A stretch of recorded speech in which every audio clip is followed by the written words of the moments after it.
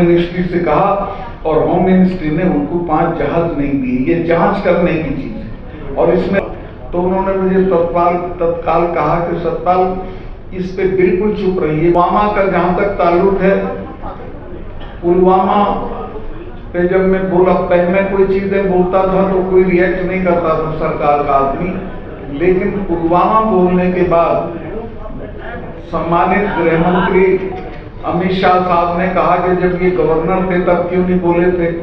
तो मैं उनकी याददाश्त खुरचना चाहता हूं कि मैं पुलवामा होने के 2 घंटे के अंदर मैंने 2 चैनल्स को इंटरव्यू दे दिया था और ये कह दिया था कि इसमें हमारी भी गलती रही है, हमारी नाकामयाबी रही है जिसकी वजह से ये हुआ। और जब प्रधानमंत्री जी का फोन मुझे आया, चूंकि वो अनएक्सेसिबल थे, वो नेशनल कॉर्बेट पार्क में थे, उनके पास ये बहाना था कि वहाँ फोन अलाउड नहीं है, तो उनका फोन आया मुझे। ये घटना हुई है 3 साढ़े 3 बजे, 5 बजे उनका फोन आया और उन्होंने पूछा क्या हुआ। तो मैंने बताया कि साहब इस तरह से हमारे इतने जवान शहीद हो गए और ये हमारी गलती की वजह से हुआ, हमारी लापरवाही की वजह से हुआ।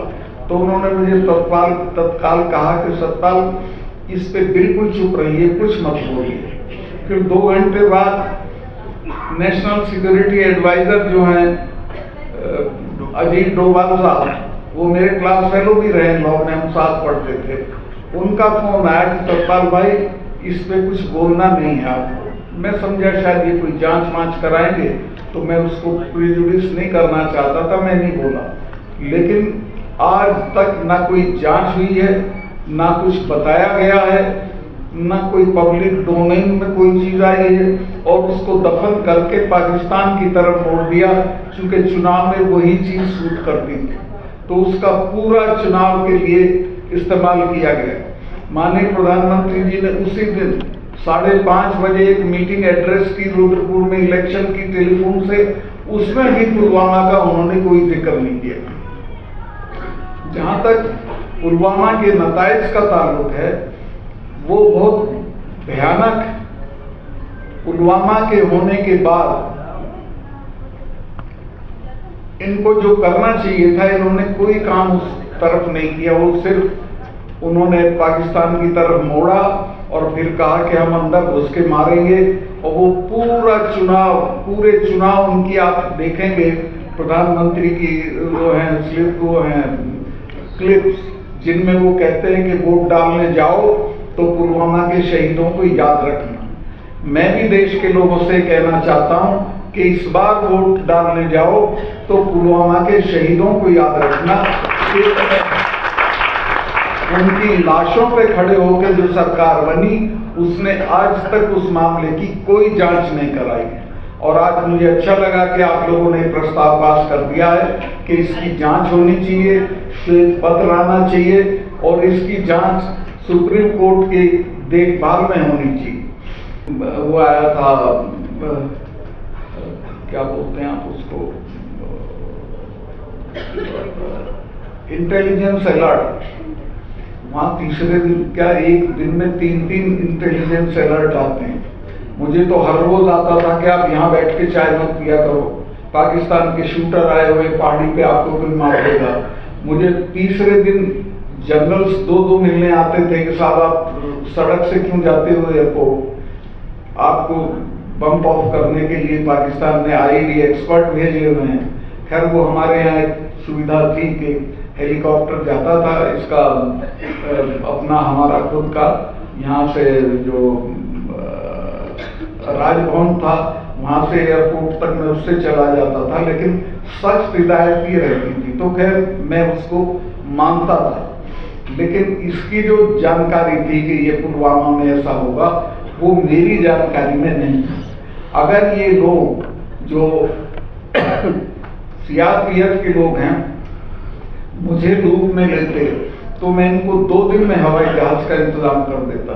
इनकी एप्लीकेशन 4 महीने तक पड़ी रही होम मिनिस्ट्री में कि साहब हमको इतना बड़ा कॉन्वॉय है, वो नहीं जा सकता, अदरवाइज उसके लिए 5 जहाज चाहिए। बहुत आसान चीज थी। मैं तो वहाँ कभी लड़के इम्तिहान के दौरान फंस जाते थे जम्मू के श्रीनगर में या श्रीनगर के जम्मू में, तो उनका एयरलिफ्टिंग करा देता था। अगर वो मेरे से कहते मैं इमीडिएटली करा देता, लेकिन उन्होंने होम मिनिस्ट्री से कहा और होम मिनिस्ट्री ने उनको 5 जहाज नहीं दिए। ये जांच करने की चीज है और इसमें रिस्पॉन्सिबिलिटी फिक्स होनी चाहिए कि कौन जिम्मेवार है। अगर ये कॉन्वॉय नहीं होता और उससे जहाज से लोग आए होते तो कोई जान का नुकसान नहीं होता। इसमें ये भी एक गलती हुई। मैं गया था उस जगह जहां विस्फोट हुआ था, उस एरिया में 10 किलोमीटर की दूरी पे दोनों तरफ 8-10 लिंक रोड मिलती हैं मेन हाईवे में, एक भी मैन नहीं थी, कहीं भी कोई जिप्सी नहीं खड़ी थी ट्रैफिक को रोकने के लिए कि भाई हमारा कॉन्वॉय जा रहा आप इसमें मत आइए। जबकि मैं हमारी जो फोर्सेज आती थी तो मैं श्योर करता था कि उस दिन कोई सिविल ट्रैफिक हाईवे पे नहीं जाएगा और उसका नतीजा ये था कि सेफली चले जाते थे।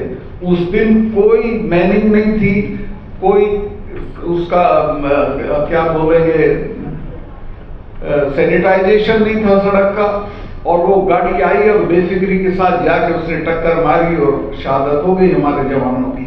और अब तक उसने किसी भी आदमी को जिम्मेवार नहीं ठहराया गया, क्योंकि इतनी लैप्सेस हैं उसमें कि बहुत सारे लोगों के सर रोल होंगे लेकिन अभी तक कुछ नहीं किया गया है। मैं उनको माननीय गृह मंत्री जी को ये कहना चाहता हूं कि उस वक्त के मेरे 2 बयान देख लें जो मैंने उसी वक्त पुलवामा होने के 2 घंटे के अंदर 2 इंटरव्यूज मैंने हमारे चैनल को 2 चैनल को दिए थे कि ये हमारी गलती से हुआ है, इसमें हम जिम्मेवार हैं। हम उनको जहाज दे देते तो ये नहीं होता, लेकिन वो उसको एक्सेप्ट करेंगे तो दिक्कत होगी, कोई ना कोई जिम्मेवार ठहरा दिया जाएगा। तो ये देश की सिक्योरिटी के साथ इस स्तर पे खिलवाड़ हुआ और अभी भी हो रहा है। अभी पता नहीं कहां कहां क्या क्या होगा। मेरे बहुत सारे अंदेशे हैं मेरी, और ऐसे ही नहीं है, मेरी जानकारी है कि ये कुछ ना कुछ चुनाव से पहले करेंगे। जो इनकी फितरत है, जो इनकी आदत है, जो गुजरात में करते रहे, देश में करते रहे, ये राम मंदिर पे गोला फेंकवा सकते हैं, ये किसी बीजेपी के बड़े नेता का कत्ल करा सकते हैं, ये अपना भारत पाकिस्तान की मेरी डेफिनेट जानकारी है कि हमारे एनएसए दुबई क्यों जा रहे हैं बहुत जल्दी जल्दी, वहां पाकिस्तान के जनरल से बात करते हैं और मिली जुली कुश्ती करेंगे कि हम 4-5 दिन के लिए घुसेंगे फिर हम आ जाएंगे, आप रिटेलिएट मत करिएगा। तो ये भी हो सकता है पाकिस्तान वाला भी। तो इस तरह की चीजें होंगी, तो इसके लिए हमको अपनी जो जनता है उसको सावधान करना पड़ेगा। ये सांप्रदायिक तनाव वाला तो मुझे अंदाजा था पहले से। आप लोगों को मैं एक बात बता दूं, चूंकि मैं जाट एरिया से आता हूं, वहां एक कहावत थी कि जाट का तो हिंदू क्या और मेव का मुसलमान क्या।